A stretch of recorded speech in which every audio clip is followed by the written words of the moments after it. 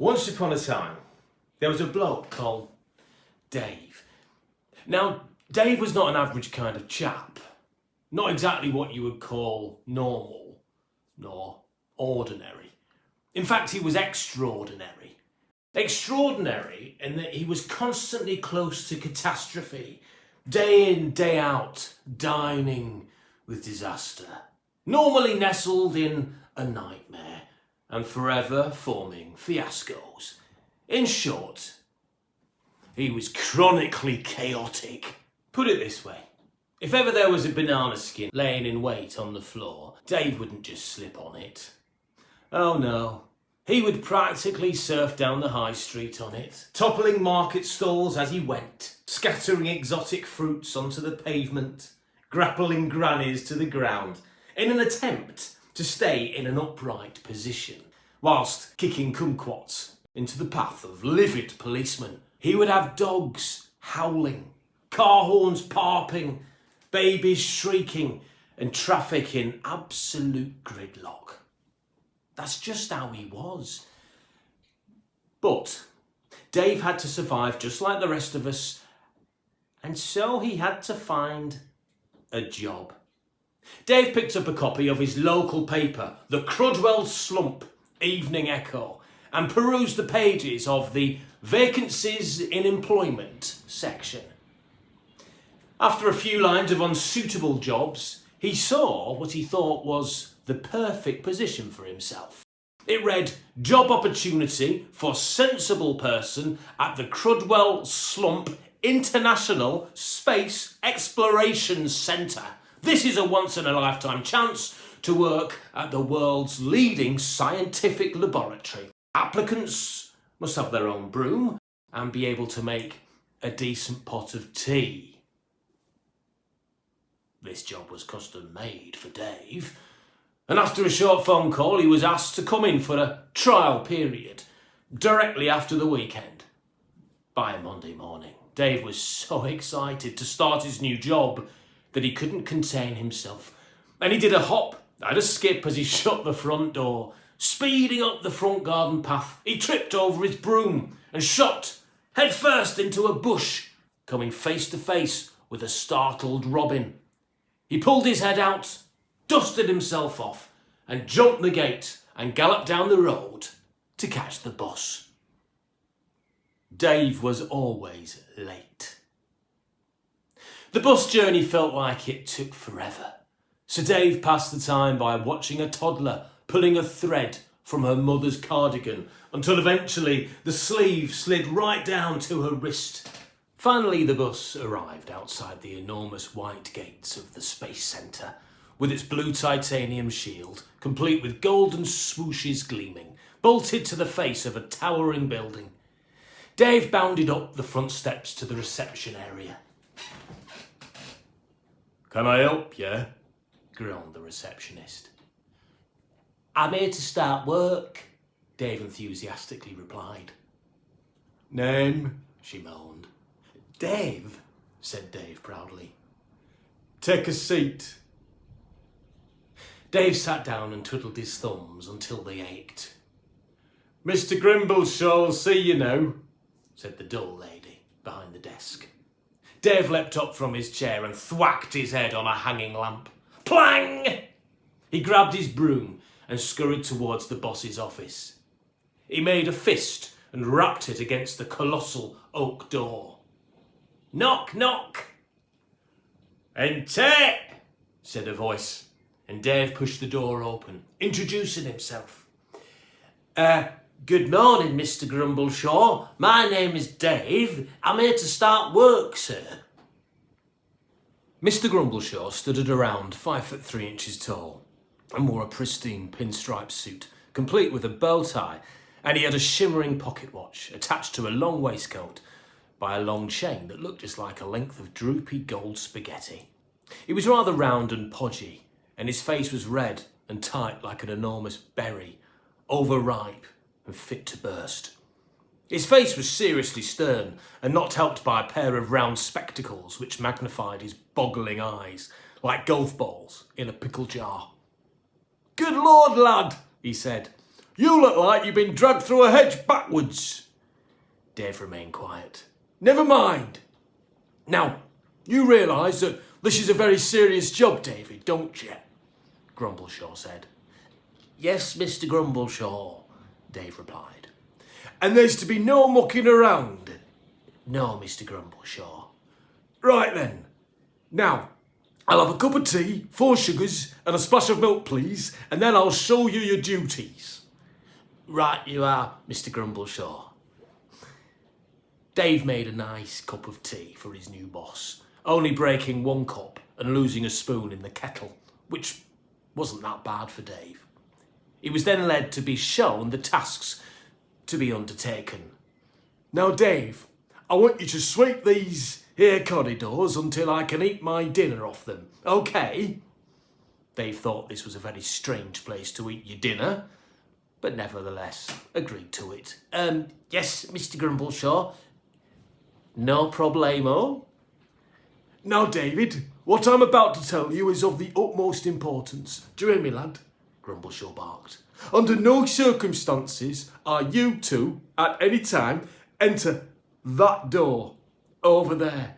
Don't even touch that door. Don't even look at that door. You are forbidden, disallowed, barred, and banned from opening that door. It is not permitted. It is prohibited, and you are certainly not authorised to pass through that door to the rocket launch room. Do I make myself perfectly clear, David? Dave gulped, took a breath and croaked. Yes, Mr. Shumble-Grimp. Yes, Mr. Shrimble-Grump. Mr. Grumbleshaw. Right, said Grumbleshaw. Now I'll have another cup of tea, 4 sugars, a splash of milk and a couple of crumble cream cookies, please. David swept the corridors up and down, left and right and top to bottom until he could no longer grip the broom handle, when he heard footsteps and a tall, handsome fella in a crisp white jumpsuit carrying piles of boxes snapped at him. Hey, you, he said in an American accent. Dave looked round and prodded himself in the chest and muttered, Oh, me, sir? Yes, you, son, replied the American, and he nodded toward the forbidden door. Get this door for me, would you? I've got my hands full. I'm not permitted to open that door, sir, Dave nervously stuttered. What? Do you know who I am, son? He squawked. No, sir, replied Dave sheepishly. I am Captain Buddy Legweek, astronaut, and I will not be disobeyed. No, sir. Of course not, sir, Dave jabbered. It's just that Mr. Grumbleshaw said that under no circumstances was I to look at, touch, and certainly not open that door, sir. Captain Legweek now began to whisper. Well, he'll never know, will he? Now be a jolly good chap and turn the handle, push the panel, and open that door. Dave dropped the broom and with a start, plank, stepped on the brush, and the handle sprang back, hitting him square between the eyes and sending a swap reverberating around the corridors. Yes, Mr. Legweek. Yes, sir. Why, thank you, son, Legweek said sarcastically, and Dave opened the door, letting the astronaut through. As the door swung open, Dave managed to grab a peek into the rocket launch room. He saw a glossy white bullet-shaped rocket standing to attention like a proud cockerel receiving a medal.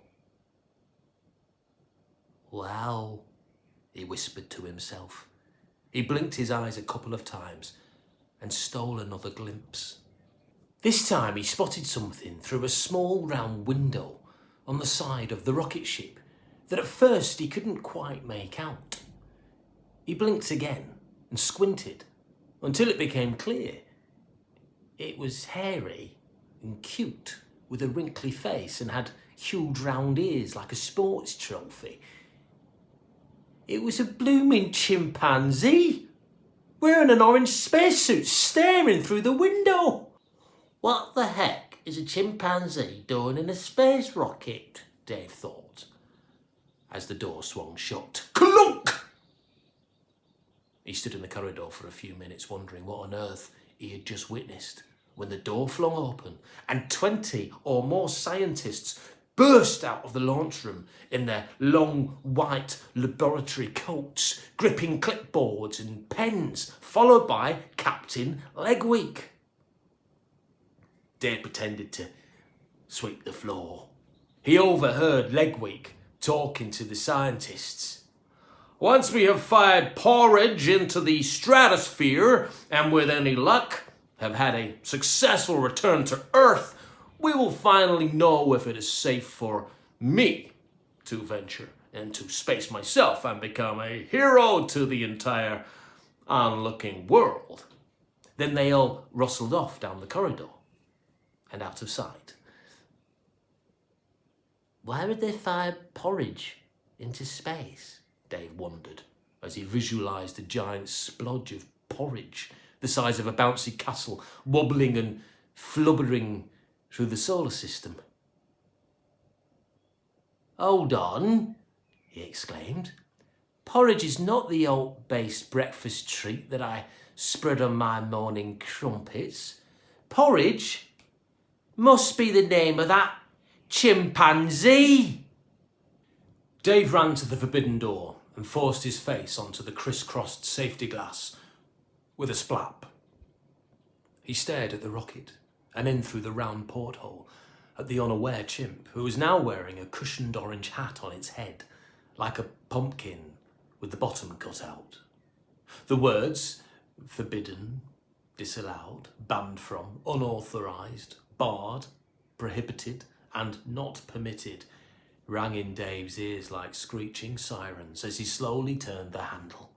The words, "Do I make myself clear, David?" echoed around the rather empty cave that was his head as he encouraged the door to ease open with his knee. I must not enter, I must not enter, I must not. Dave entered the launch room. He looked around and saw that there was nobody about. Breathing heavily, he edged his way, step by step, shuffle by shuffle, towards the gleaming spaceship. He noticed a small door with a sign on it saying, "Do not enter this door." But at this point, Dave was paying about as much attention to this as a ravenously hungry dog would, seeing a sign saying, "Do not eat these delicious sausages." He slipped the lock open, pulled back the door, and climbed in. In the cockpit of the rocket, in the corner by the window, strapped into a posh-looking white leather chair, was the panicked primate, who turned to look at Dave. "Hello, Porridge," said Dave. "Ooh, ooh, ooh, ha, ha, ha, ha," said Porridge. Dave noticed a wicker basket laden with bananas sat on a bench next to a complicated-looking dashboard of controls, lights, knobs and levers. "Do you want a banana?" he asked. "Want a nice, ripe, squidgy banana?" Dave then reached into the basket and pulled out the biggest of the bunch. He started to pull at the skin so as to peel the banana for Porridge, but this was a real tough one. He pulled a little harder, but it just wouldn't budge. "Crumbs," he said. "This is a really naughty nana." And he put one end of the banana on the dashboard and clamped his foot down hard on it so he could have a good tug. "Right, Porridge, let's give it a really good wrench, shall we? 1, 2, 3, heave!" Dave heaved his most mighty heave. Nyah! Snap! The banana split, sending Dave reeling backwards towards a wall full of levers and switches. With a clank, Dave hit his head on the wall. He tried to stand up, but seemed to be attached to the wall. He had a lever stuck right up the back of his t-shirt. "Cripes!" he yelled as he yanked himself free. Clunk! The lever sprang up, and a series of ruby red lights flashed into action, blinking like a Christmas tree. "Awoo-ah! Awoo-ah!" blasted a klaxon hooter, and a robot voice honked, 10, 9, 8. "Ah!" screamed Dave. "Who hooted the chimp. 7, 6, 5, continued the robot voice. Dave shoved his face up against the round porthole and looked out to search for anyone to help. Down the corridor, in the ground control room, around 100 bemused boffins with beards scurried around, checking their computer screens, tapping dials and punching large, mushroom-shaped buttons and buzzers. Buddy Legweek thrust a finger towards the main CCTV screen, pointing at a face pressed against the glass of the porthole that was being filmed by a little camera in the launch room. "It's the chimp! The chimp has triggered takeoff," he cried. Now, Dave didn't exactly have what you would call film star good looks, but for Legweek to mistake him for a hairy, knuckle-dragging ape, well, that was a trifle insulting. The doors to the ground control room clapped open with a bang, and in tumbled Mr. Grumbleshaw, roaring, "That's not the chimpanzee! That's Dave!" "Who's Dave?" shouted 100 or more scientists in a chorus of confusion.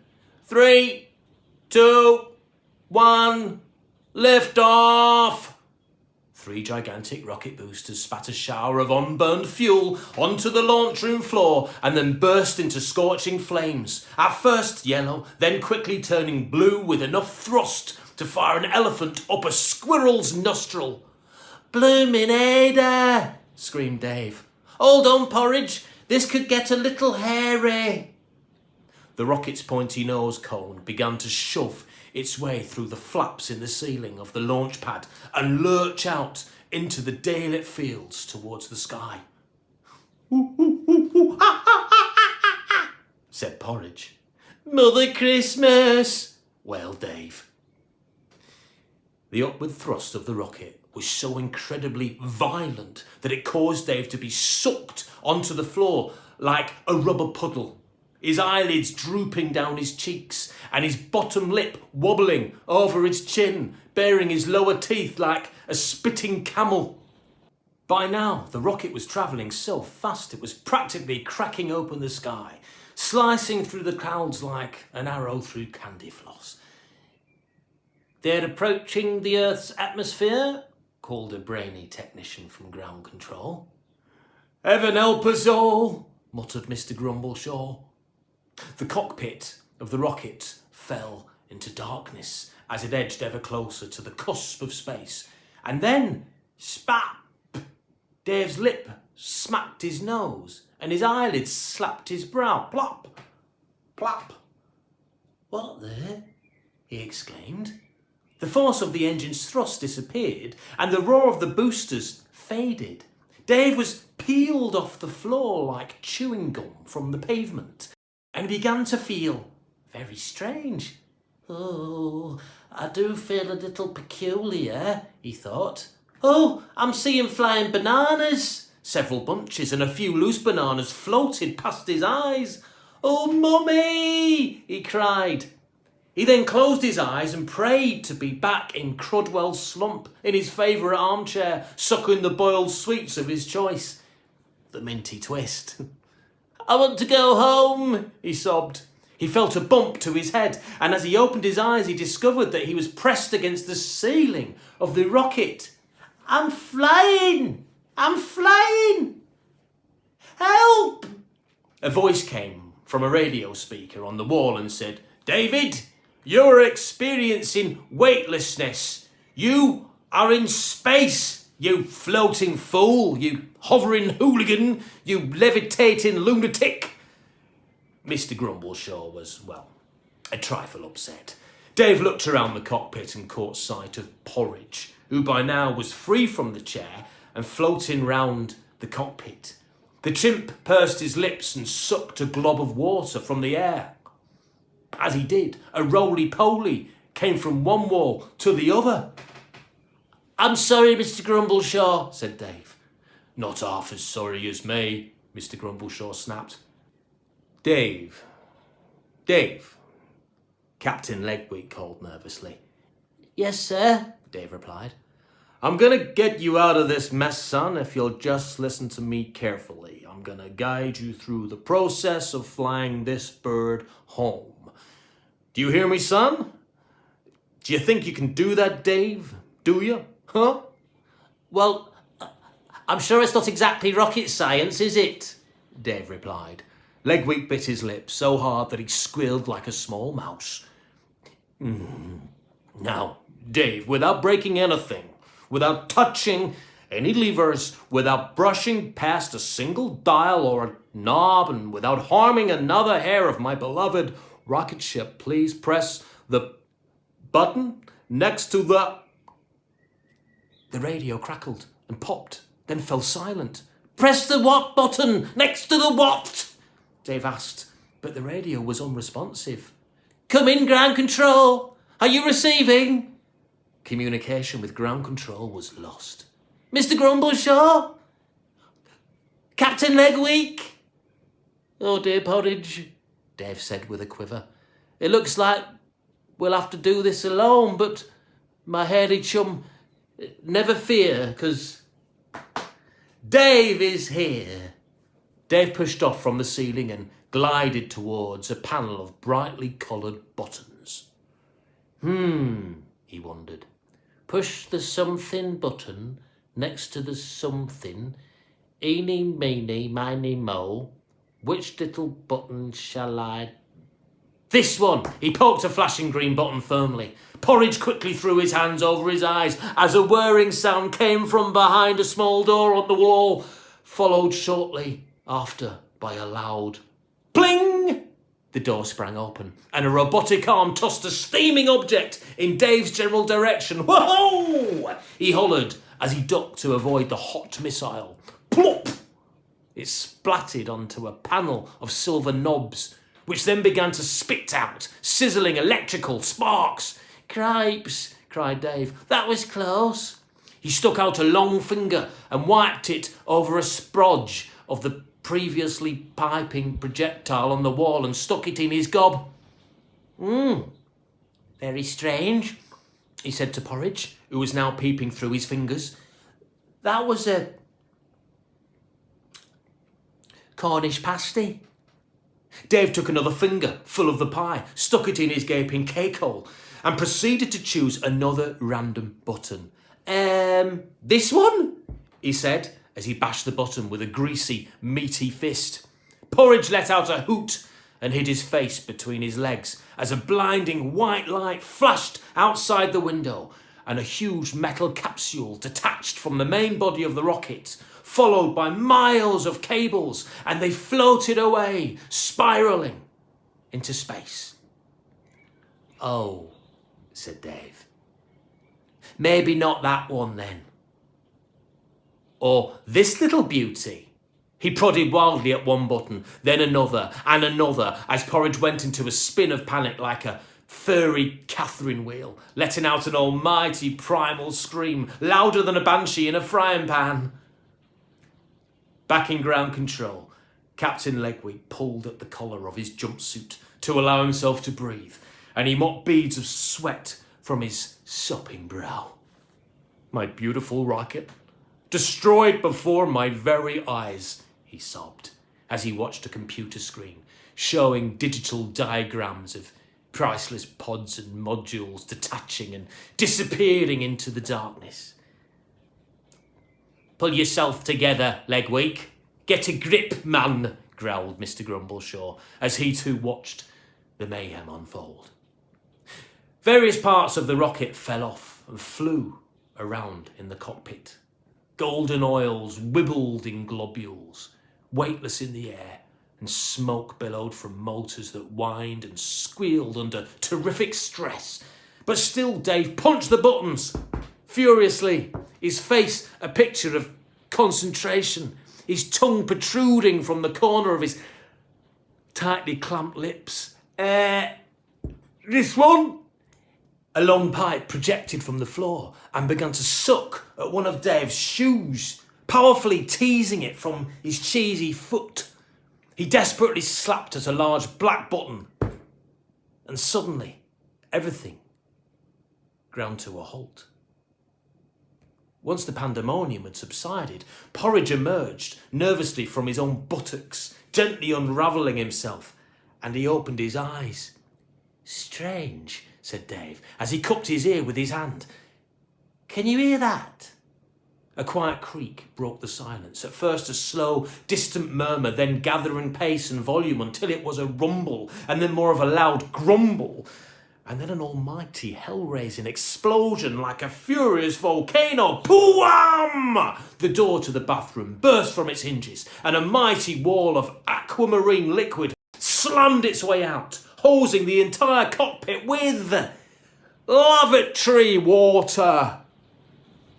Dave slowly peeled his eyes open, blinking rapidly to clear his vision, and gawked at the millions upon millions of sapphire beads of water floating around the room, giving off fractals of light like a disco in a dynamite factory.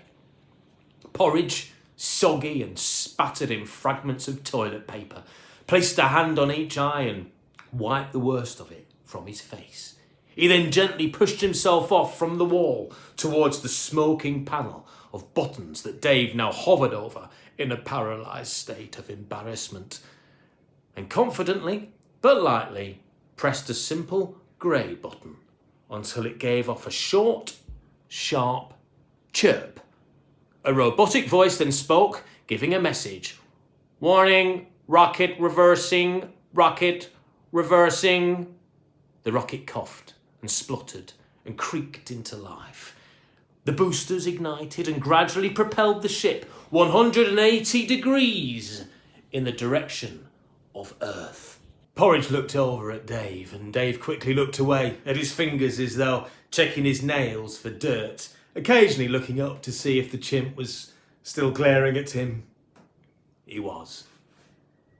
Just then the radio speaker on the wall once again crackled, hissed and popped. "Are you there, Dave? Come in, Dave. Are you receiving?" It was Legweek. Yes, Captain Legweek, sir. Yes, hearing you loud and clear, sir." "Good Lord," the terrified astronaut cried. "What have you done?" Dave's eyes looked upward towards the ceiling, and he nervously whistled a random tune. "David," Mr. Grumbleshaw screamed, "have you destroyed everything, boy?" Dave looked around at the dripping, steaming, gnarled wreck that once was the pride and joy of the Crudwell Slump Space Exploration Centre. Then he looked at Porridge and quickly looked away. No, sir. Well, I may have maybe sort of kind of moved a couple of things around and sort of changed the decor a bit. You know, nothing I can't fix. Just give me a screwdriver and a mop." Captain Legweek could take no more, and he began to twitch a little. Then his legs began to jerk spasmodically, and he let out a giggle, then a chuckle, and then an almighty guffaw. "Legweek!" Mr. Grumbleshaw shouted. "Captain Legweek! What's the matter, man?" Legweek now began to strut around the room like a hungry chicken, shouting, "My crocodile's lost his toothbrush. My crocodile has lost his toothbrush. How will he win the race with no toothbrush?" It was safe to say that the astronaut had finally lost his mind and flipped. Two men in even whiter coats than the other boffins ran in, strapped Legweek to a stretcher, and ran out into the corridor, not to be seen again. Mr. Grumbleshaw grabbed the microphone and addressed Dave sternly. "Now, David, you are going to be back home very shortly, but I'm telling you now, you are going to wish you were on bloomin' Mars when I get hold of you. Bloomin' Mars! Do you hear me, lad? Do you hear me?" Dave didn't bother to reply. Just over an hour later, what remained of the bedraggled rocket fell from the sky, hanging from a parachute, and splashed into the sea just off Crudwell's Pleasure Pier, where a crowd had gathered, having heard on the radio news of Dave and Porridge's crazy adventure. The pair were pulled from the sea and rushed back to the Space Centre, where hordes of reporters and TV film crews were waiting for a picture or an interview with the calamitous couple. Dave and Porridge were hurried up the steps of the Space Centre and shown immediately to the office of an irate Mr. Grumbleshaw, where the maddened manager was waiting, pacing back and forth across the marble floor. "We're back," said Dave in a nervous, chirpy kind of way. Mr. Grumbleshaw pushed the air from his lungs through his nose, clamped his lips together like a vice and began to quietly utter a few words. You, David, have managed to destroy a rocket which cost the company £3 billion, a rocket which took 7 years to build, a rocket which took 350 staff to design and construct, 105 of which have resigned and 86 of which are being treated for shock. You, David, have caused the shattering of the nerves of the greatest astronaut on the planet, who has now retired, stating that he wishes to spend more time with his family, which he believes is a pride of lions. Mr. Grumbleshaw's voice had risen in volume and gathered pace, and was now getting very, very loud. You, David, are the single most annoying, pesky, irritating, nerve-jangling, eye-watering, knee-trembling buffoon that I've ever had the displeasure of meeting in my entire sorry life, and you are... His voice now dropped to a near whisper. "And you are fired." He dropped into his leather chair with a flump, reached for a large bottle of purple pills, took 2 with a gulp of water, and just stared into, well, space. "Right you are, Mr. Grumbleshaw," said Dave with a false smile stretched across his face. He then turned towards the door and began to walk from the room. Suddenly Porridge pulled away from the scientist who was holding his hand and waddled towards Dave. The chimp then held open his arms and hugged Dave tightly. Dave eventually pulled himself away, emotional and tired, turned to Mr. Grumbleshaw and he said, "Just one more thing, Mr. Grumbleshaw." Oh yes, what is it?" Mr. Grumbleshaw replied. Can I get me broom?" Sir Dave wasn't meant to be an astronaut, or even a cleaner of corridors. But one thing was for sure. He was a good bloke. What do you want to be when you grow up? You better start thinking now.